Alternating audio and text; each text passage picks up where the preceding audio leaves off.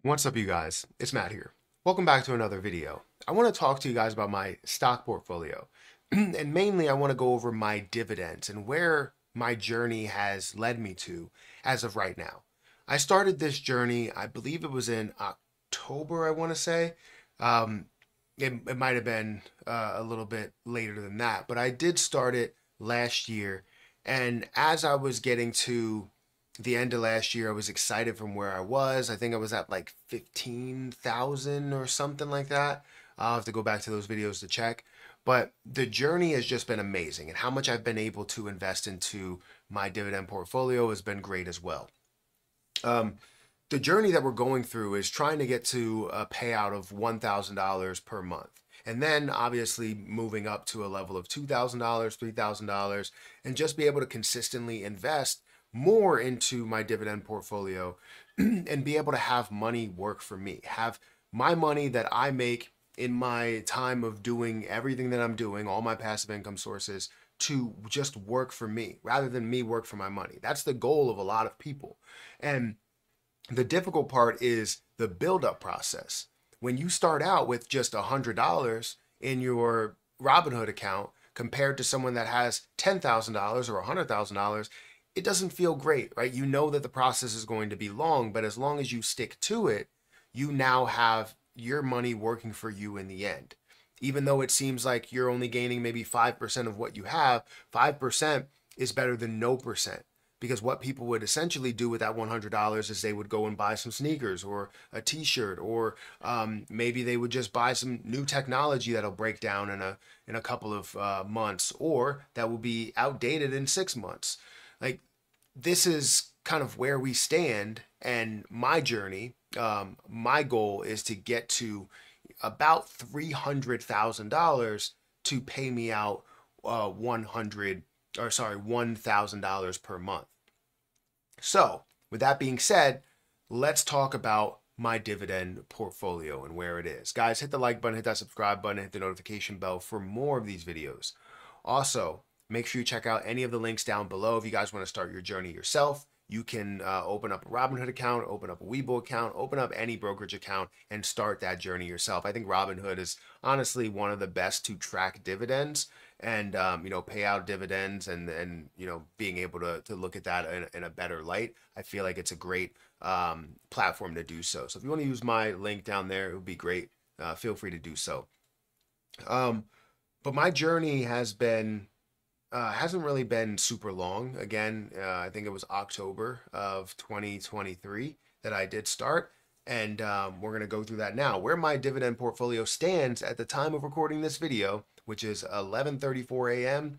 on the 9th of July, 2024, it stands at $69,764.77, which does change because we are in a weekday and the market is open. I'm slightly down on the day. If we look at the last week, I'm up 0.16%. The last month, I'm up 0.24%. In the last 3 months, I'm up 0.3%. And the last year to date, 1.4%. What a lot of people look at with my portfolio is they say, oh, you went from $60 to $69,000. That's crazy. I want to see that growth. What you have to understand is that I did not grow to that point.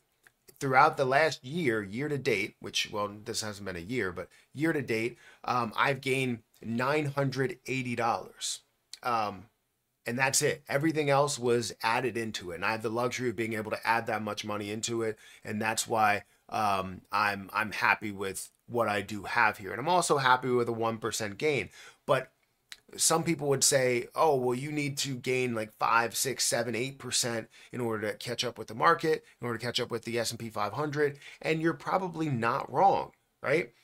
The issue that I have is that I consistently invest or inconsistently invest a lot of money within this short period of time, meaning that this year is not going to tell me what percentages I'm gaining from these positions. Within the next 2, 3 years, that may tell me what I'm gaining from that, as long as I'm not still heavily investing into these positions, right? If I'm doing $1,000, $2,000 a month, then that's a different story. If I'm doing 10,000 or $15,000 in that month, that's not going to give me the accurate data because I may be investing at a high point. Even though I'm consistently adding money, it's just inconsistent in the amounts that I'm adding, if that makes sense. But in the last year to date, again, 900, I'm looking at $1,638 in the last year, which is about 2.4%, a little bit better than where we stood. So we're consistently seeing growth, which is good. Because once you get past the fact that if you're growing, that's where you get into what you're going to be paid in dividends. So with this, you're going to see the different positions that I have. SPHD, I have 300 shares. Let's actually just go through the total equity that I have in there. I have 13,000 in SPHD. Now I have 5,000 in FDVV, 4,000 here, $6,159 in Microsoft. I have $815 in PRF. $900 here, 1,000, 3,000, 8,000 in JPI.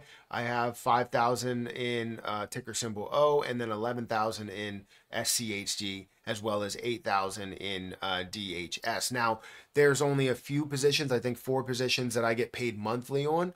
Every other one is going to be a quarterly payout. Now, I will consistently add to the ones that I do have a monthly payout on, like JEPI, like DHS, but SCHD is a quarterly payout. I also have a SPHD that is $13,000, which is going to be a monthly payout as well.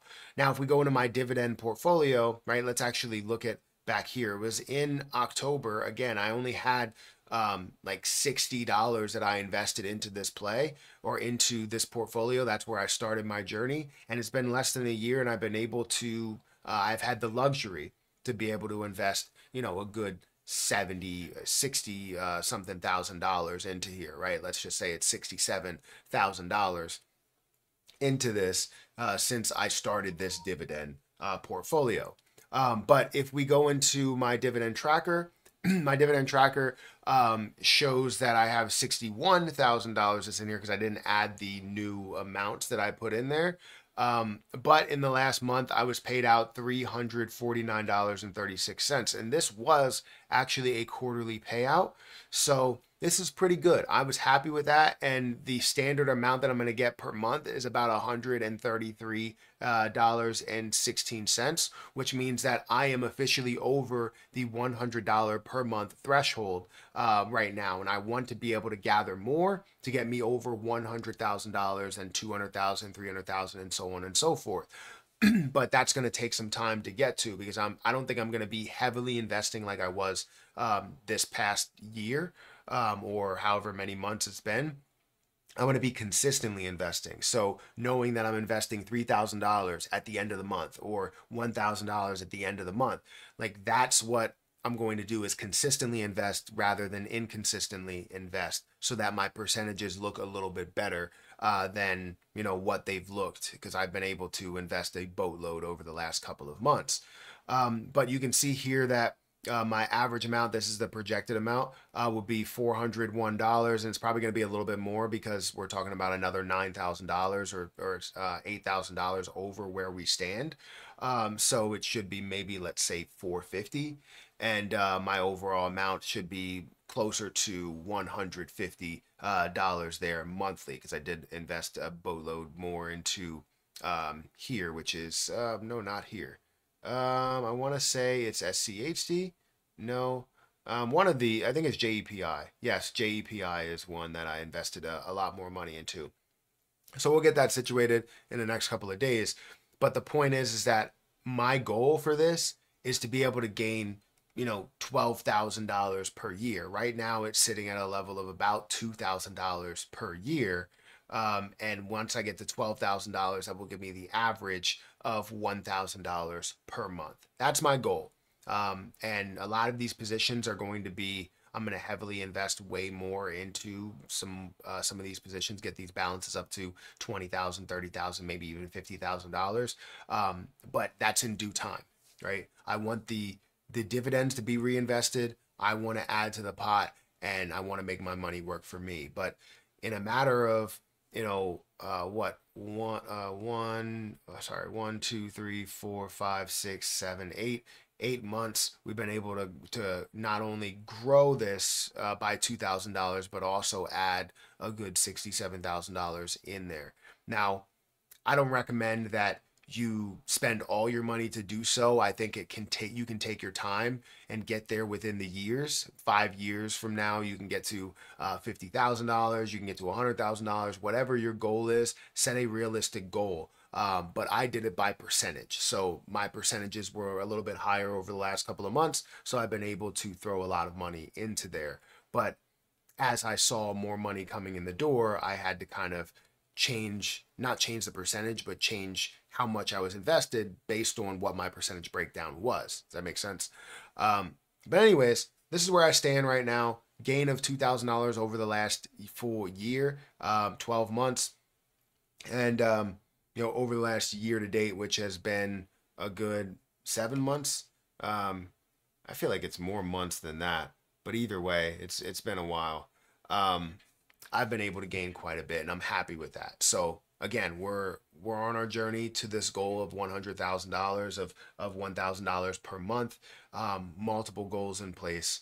Let me know what you think of my portfolio and what I hold within my portfolio. Should I hold something else that you believe is a bigger play? It doesn't mean that it will change my mindset on what I'm holding now.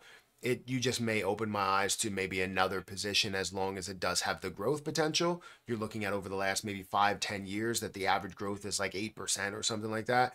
And then you also have a decently sized dividend that's, for me, I would love it to be above 3%. But I'm going to get out of here, guys. Thank you so much for watching, and I'll catch you guys in the next one. See ya.